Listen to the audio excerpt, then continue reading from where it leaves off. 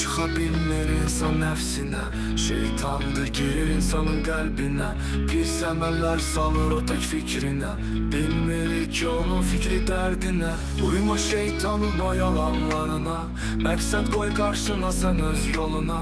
Bax bir ətrafına, həm sağ soluna. Düşmə heç zaman sən şeytan toruna. O elə məxluqdur gözlə görünməz. Saf bir məkanlarda o heç vaxt gəzməz. Pislidir peşəsi, yaxşılıq etməz. Yaxşı insanları heç zaman sevməz.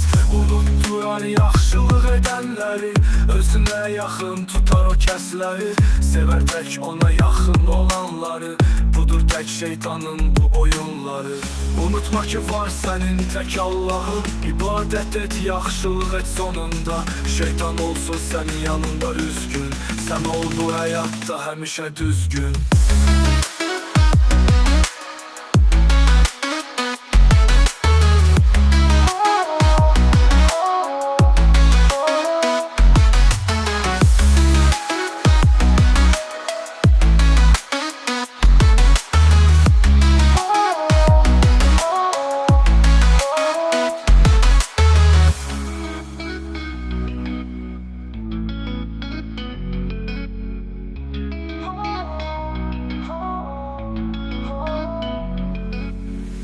Sahib çıxa bilmir insan nəfsinə. Şeytandır girir insanın qəlbinə. Pis əməllər salır o tək fikrinə. Bilmirik ki onun fikri dərdinə.